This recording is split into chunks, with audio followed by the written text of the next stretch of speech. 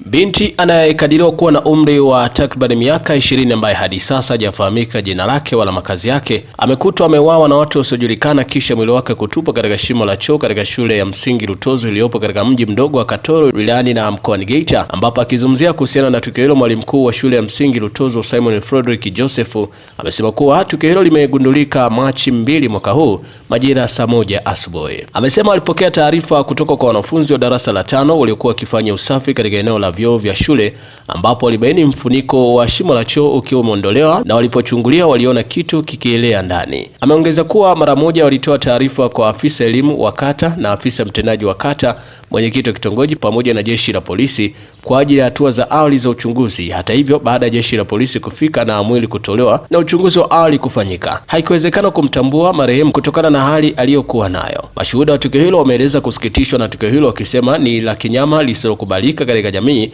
na pia wakakemea vitendo vya ukatili na kuomba uwepo wa ulinzi wa kuimarishwa katika maeneo ya shule ili kuzuia matukio kama hayo kujirudia. Kwa upande wake, mwenyekiti wa kitongoji cha Lutozo Mapambano Pascal amethibitisha kutokea kwa tukio hilo na kueleza kuwa kwa kuwa marehemu hajatambuliwa, uongozi wa eneo hilo umeanza taratibu za mazishi kwa kushirikiana na mamlaka husika. Aidha, ametoa wito kwa wananchi kutoa taarifa zitakazoweza kusaidia kupatikana kwa ndugu au jamaa wa marehemu ili waweze kushiriki ipasavyo katika taratibu za mazishi.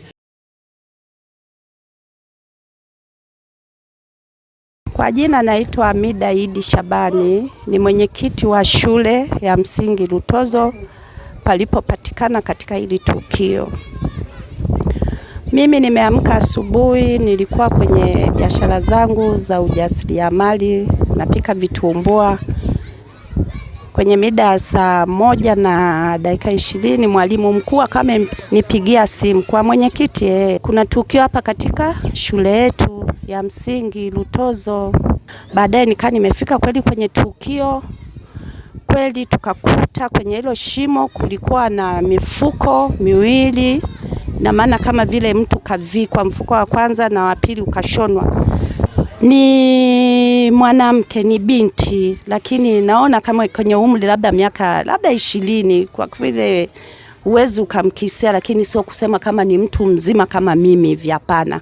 Jamii ilikuwa imekusanyikana hapa, kila anayekuja kumtazama hivi amtambue. Imeshindikana kutokana na vile alivyokuwa usoni, macho yamevimba, mdomo, ulimi umetoka. Kwa kweli hakuweza kutambulika kwa mtu yoyote. Tuache jamani kufanyana unyama kama huu. Wote binadamu tumeumbwa na kila mtu muda wake ukifika atakufa tu, lakini matukio kama haya yaliyojitokea katika shule ya msingi Lutozo yanasikitisha. Kwanza yanaumiza. Sisi binadamu kama jamii, hebu tupendane, tushirikiane, yani tusiuane kinyama. Hiki ni kinyama. Matendo aliyomfanyia huyu binti ni ya unyama. Kwa majina naitwa Madu Kesi Mashaka, mkazi wa maeneo ya Mtakuja Nyegezi. Kwani kwa tathmini ya haraka mwenye umri labda miaka 18, yani kuanzia kwenye 18 kuendelea mpaka kwenye 20 avuki pale.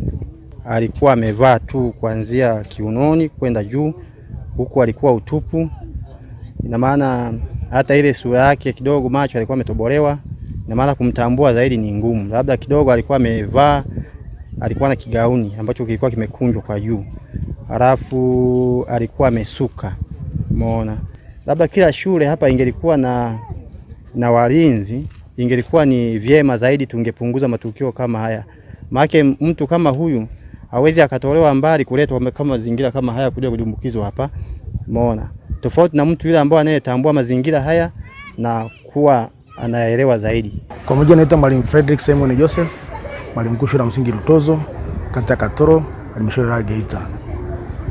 Ndugu mwandishi wa habari, asubuhi ya leo majira saa 1:15 nilifika hapa shuleni. Wakati shughuli za usafi zikifanyika hapa shuleni, wanafunzi wa darasa la 5 walinifuata ofisini baada ya kuja kuona mfuniko wa shimo la choo uko wazi na wameona kiroba cha mtu anaelea. Kwa hiyo walifika ofisini kwangu, mimi kushirikiana mwalimu wa zamu na mwalimu wa taaluma na mwalimu mkuu msaidizi, tulifika eneo la tukio, tukaona ni kweli, tukamjulisha afisa elimu kata, afisa mtendaji wa kata, mwenyekiti wa kitongoji kwa hatua za awali. Lakini baadaye pia tulitoa taarifa kwa jeshi la polisi ambao walifika kwa wakati. Idara ya zimamoto na uokoaji walifika kwa hatua za awali. Baada ya kufika shuleni, pamoja na wananchi wote walifika. Baada ya kupata taarifa, walifika eneo la tukio na mwili wakautoa ndani ya shimo la choo kwa ajili ya wananchi kutambua, lakini mpaka hatua za awali hakuna mwananchi yote alifanikiwa kutambua. Naitwa Mapambano Paskari, mwenyekiti wa kitongoji cha Rutozo. Leo kumetokea tukio la mtu kukuta ameuawa na kudumbukizwa kwenye shimo la choo. Mpaka sasa hatua tulionayo ni kumzika. Madaktari wamefika, polisi wamefika na jamii kwa maana ya kumtambua, ni bado hajatambulika. Kwa hiyo harakati tulizonazo sasa ni kwenda Malaroni kwa maana ya mazishi.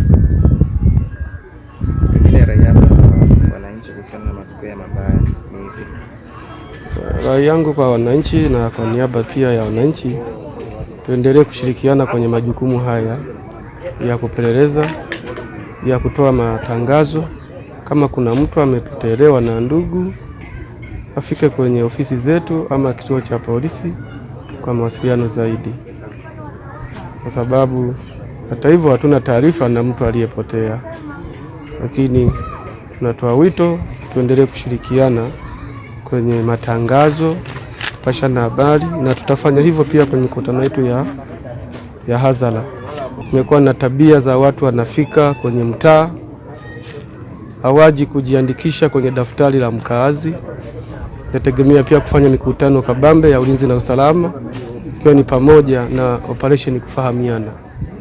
Operation kufahamiana majirani itaendelea, lakini pia nitoe wito kwa wananchi, endapo wataona watu wenye vitendo vya kufanana na ukatili watoe taarifa mapema, ili tuweze kukusanya taarifa na vyombo vya habari viweze kuwajibika.